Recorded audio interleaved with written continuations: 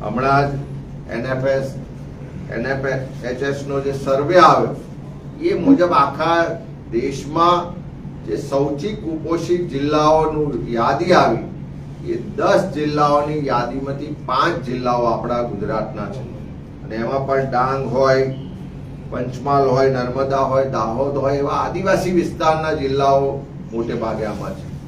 એટલે એવું ચોક્કસ ગુજરાતમાં કુપોષણની સ્થિતિને લઈને ખૂબ ચોંકાવનારા ખુલાસા સામે આવ્યા છે. નેશનલ ફેમિલી હેલ્થ સર્વે મુજબ દેશમાં અતિ કુપોષિત ટોપ 10 જિલ્લાની યાદી જાહેર કરાઈ છે, જેમાં ગુજરાતના 5 જિલ્લાઓનો સમાવેશ થાય છે, જેનાથી સરકારની નિષ્ફળતા સપાટી પર આવી ગઈ છે. એ પણ સ્પષ્ટ થઈ ગયું છે કે કુપોષણના નામે ભ્રષ્ટ અધિકારીઓ અને મળતિયા તંદુરસ્ત અને પોષિત બની રહ્યા છે, પણ બાળકો તો કુપોષિત જ રહ્યા છે. તો બીજી તરફ કેગના રિપોર્ટમાં દાવો કરવામાં આવ્યો છે કે 3.82 કરોડના મશીન ખરીદાયા, પણ બાળકોને શુદ્ધ પાણી પીવાનું નથી મળ્યું. તો આવો જાણીએ સમાચાર વિસ્તારથી. નમસ્કાર, જમાવટ સાથે હું છું પાર્થ.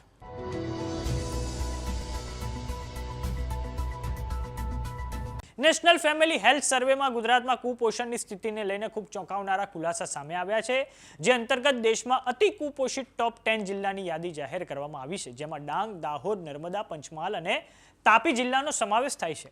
આ 5 જિલ્લાઓમાં સૌથી વધુ બાળકો કુપોષિત છે. મહત્વની વાત તો એ છે કે સુપોષિત ટોપ 10 જિલ્લામાં ગુજરાતનો એક પણ જિલ્લો નથી.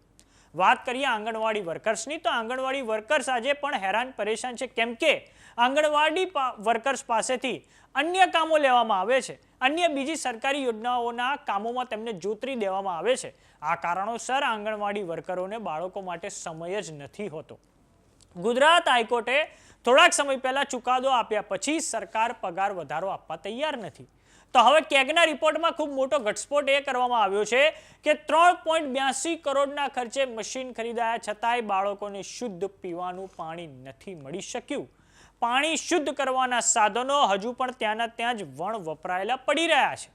તો હવે આ સમગ્ર બાબતે ગુજરાતમાં કોંગ્રેસના પ્રદેશ પ્રમુખ અમિત ચાવડાની પ્રતિક્રિયા સામે આવી છે. આવો સાંભળીએ તેમણે શું કહ્યું છે. હમણાં જ કેગનો અહેવાલ આવ્યો.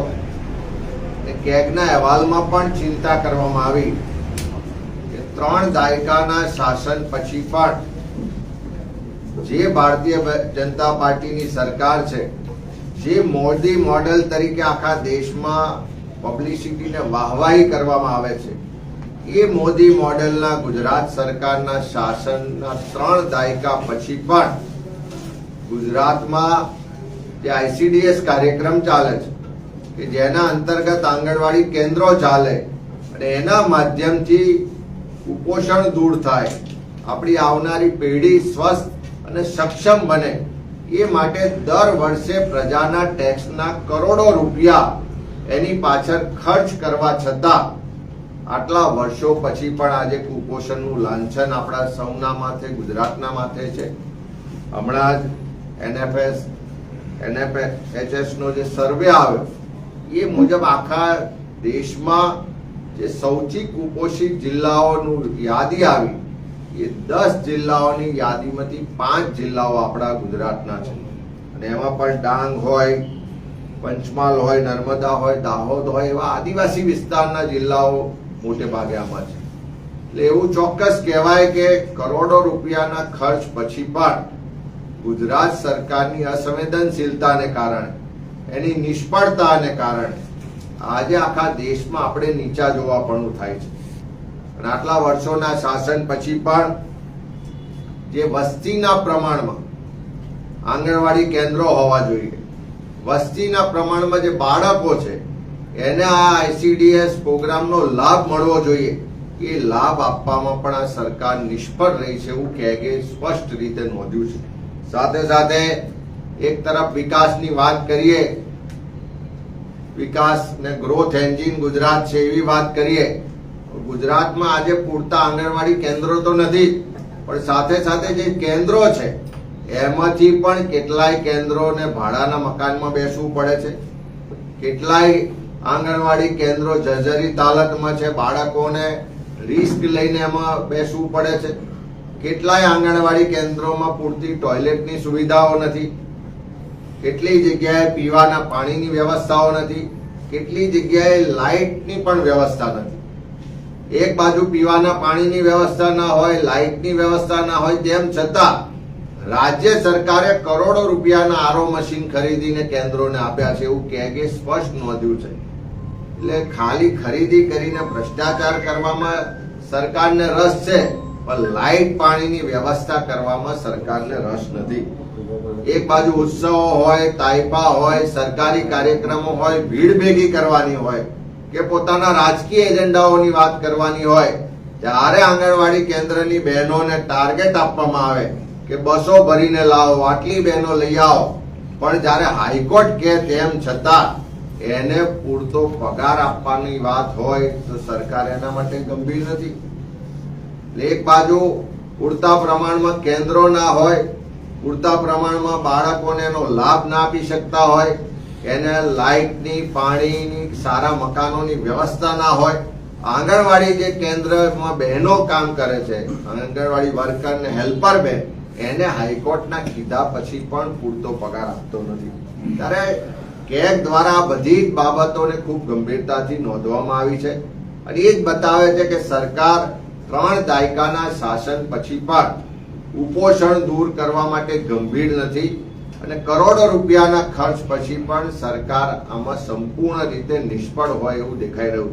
ત્યારે અમે સરકાર પાસે માંગણી કરીએ છીએ કે સૌથી પહેલા તો જે આંગણવાડી બહેનો જેને તમે માતા યશોદાનો એવોર્ડ આપો છો અને માતા યશોદા બનીને બાળકોની સંભાળ રાખે, ધાત્રી બહેનોની સંભાળ રાખે, કુપોષણ દૂર કરે, એના માટે દિવસ રાત મહેનત કરતા હોય તો એમનો જે અધિકાર છે, એમની વર્ષોની જે લડાઈ પછી નામદાર હાઈકોર્ટે કીધું છે એ મુજબ એમને પૂરેપૂરો પગાર અને એમની માંગણીઓનો સરકારે ત્વરિત સ્વીકાર કરવો જોઈએ. સાથે સાથે જે વસ્તીના પ્રમાણમાં આંગણવાડી કેન્દ્રો હોવા જોઈએ એ વસ્તીના પ્રમાણમાં આંગણવાડી કેન્દ્રો ખોલવામાં આવે. આજે પણ લગભગ 20% જેટલા બાળકો આ આઈસીડીએસ કાર્યક્રમનો લાભ લઈ શકતા નથી, તો સંપૂર્ણ રીતે એનો સર્વે કરીને 100% બાળકો આનો લાભ લઈ શકે એ માટેની વ્યવસ્થાઓ સરકાર તાત્કાલિક કરે. જેટલા પણ આંગણવાડી કેન્દ્રો ભાડાના મકાનમાં કે જર્જરિત છે એ તમામને તાત્કાલિક આવતા બજેટ પહેલા એનો સમાવેશ કરી અને એને પૂરા કરવામાં આવે. લાઇટની, પાણીની, ટોયલેટની સંપૂર્ણ સુવિધાઓ ઊભી કરવામાં આવે અને પ્રજાના કરોડો ટેક્સના પૈસા જે આ કાર્યક્રમ પાછળ દર વર્ષે બજેટમાં વપરાય છે એમાં મોટા પાયે ભ્રષ્ટાચાર થાય.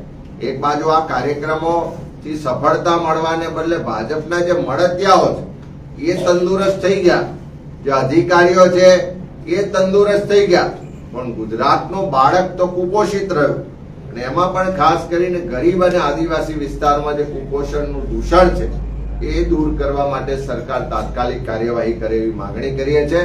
અને સરકારના આટલા વર્ષોના વહીવટ પછી પણ જો કુપોષણનું દૂષણ ના દૂર થઈ શકતું હોય તો એના માટે સરકાર સંપૂર્ણ જવાબદાર છે. સરકાર આ બાબતે ગંભીર પણ નથી દેખાતી અને નિષ્ફળ પણ સાબિત થઈ છે. થોડાક સમય અગાઉ ગુજરાત હાઈકોર્ટ દ્વારા આંગણવાડી કાર્યકરો અને સહાયકોના પગાર અંગે એક મહત્વપૂર્ણ અને ઐતિહાસિક ચુકાદો આપવામાં આવ્યો છે. Justice A.S. સુપૈયા અને જસ્ટિસ R.T. વાછાણીની બેન્ચે ગુજરાત સરકારને 6 મહિનાની અંદર આંગણવાડી કાર્યકરોને માસિક ₹24,800 અને સહાયકોને ₹20,300નું વેતન ચૂકવવા નિર્દેશ આપવામાં આવ્યો છે. આ આદેશમાં હાઈકોર્ટે એ પણ સ્પષ્ટતા કરી છે કે આ વર્ષે 1 એપ્રિલથી બાકી રહેલી રકમ પણ તેમને ચૂકવવી પડશે. અગાઉ આંગણવાડી કાર્યકરોને ₹14,800 અને સહાયકોને ₹10,000 મળતા હતા. તો હવે કોંગ્રેસ પક્ષ દ્વારા એ પણ આરોપ લગાવવામાં આવ્યા છે કે ગુજરાત સરકાર આંગણવાડી વર્કર્સ અને સહાયકોને જે આ પગાર વધારો ગુજરાત હાઈકોર્ટ દ્વારા જે જાહેર કરવામાં આવ્યો છે તેની પર અમલીકરણ કરવામાં સરકાર કેમ મોડું કરી રહી છે. તો આ બાબતે તમારું શું માનવું છે અમને કોમેન્ટ બોક્સમાં લખીને જરૂર જણાવો. જો તમે અમને યુટ્યુબ પર જોઈ રહ્યા તો સબસ્ક્રાઇબ કરો, જો તમે અમને ઇન્સ્ટાગ્રામ અને ફેસબુક પર જોઈ રહ્યા તો ફોલો કરો. સાથે જ અમારી વોટ્સએપ ચેનલ આવી ગઈ છે, જોઈન કરવાનું ના ભૂલતા. નમસ્કાર.